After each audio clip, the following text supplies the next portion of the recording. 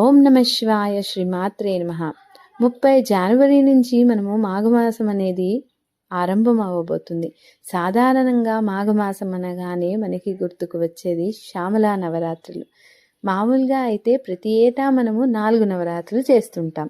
చైత్రమాసంలో వసంత నవరాత్రులు, ఆషాఢ మాసంలో వారాహి నవరాత్రులు, ఆశ్వయుజ మాసంలో చేసే శారదా నవరాత్రులు, మాఘమాసంలో శ్యామలా నవరాత్రులు. శ్యామలా నవరాత్రులు మరియు వారాహి నవరాత్రులని గుప్త నవరాత్రులు అని పిలుస్తారు. ఉత్తర భారతదేశంలో మాత్రం ఈ గుప్త నవరాత్రులని ఎక్కువగా జరుపుకుంటారు. గుప్త నవరాత్రులంటే సాధారణ పూజలు, వ్రతాలు మాదిరిగా అందరినీ పిలిచి చేయరు. వీటిని చాలా రహస్యంగా చేసుకుంటారు. అందుకే వీటిని గుప్త నవరాత్రులు అని పిలుస్తారు. 9 రోజుల పాటు అమ్మవారిని ఆరాధన చేస్తూ ఉంటారు. ఈ సంవత్సరం ఈ గుప్త నవరాత్రులైనటువంటి శ్యామలా నవరాత్రులు జనవరి 30న ప్రారంభమై ఫిబ్రవరి 7వ తారీఖున ముగిసింది.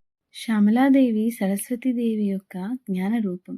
ఈమెని మంత్రిని అని కూడా అంటారు. లలిత అమ్మవారికి శ్యామలాదేవి మంత్రిని అయితే వారాహి మాత సేనాధిపతి. శ్యామలాదేవి ఉపాసన అనేది దశమహావిద్యల్లో ఒక విద్య. ఈ తల్లిని మాతాంగి అని, రాజశ్యామల అని కూడా పిలుస్తారు. ఈమెనే నీల సరస్వతి అని అంటారు. ఈ అమ్మవారిని ఆరాధించడం ద్వారా విద్యా ప్రాప్తి, విద్యలో రాణించడం, కోల్పోయిన పదవులు పొందడం, ఉద్యోగ ప్రాప్తి కలుగుతుంది, వాక్శుద్ధి పెరుగుతుంది. లలిత అమ్మవారు ఇచ్ఛాశక్తి అయితే జ్ఞానశక్తి శ్యామలాదేవి, క్రియాశక్తి వారాహి అమ్మవారు. లలితా సహస్రనామంలో మనం చదువుతాం కదా, ఇచ్ఛాశక్తి, జ్ఞానశక్తి, క్రియాశక్తి స్వరూపిణి లలిత అమ్మవారికి ఒక పక్కన శ్యామలాదేవి, ఒక పక్కన వారాహిదేవి ఉంటారు. వీళ్ళు ముగ్గురిని త్రిశక్తి స్వరూపం అని పిలుస్తారు. వారాహిదేవి లక్ష్మీ స్వరూపం అయితే శ్యామలాదేవి సరస్వతీ స్వరూపం.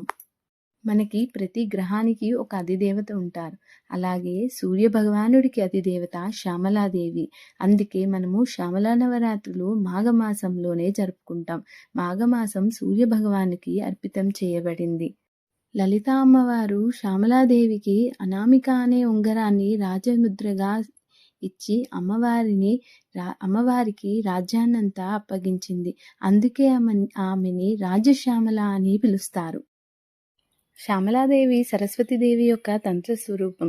ఏదైనా సాధించడానికి, అభివృద్ధి చెందడానికి, విద్యలో రాణించడానికి ఈ అమ్మవారి ఆరాధన ఎంతో మేలు చేస్తుంది.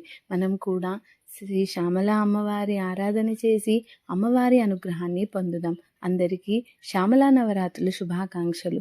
ఓం నమ శివాయ శ్రీమాత్రే నమః.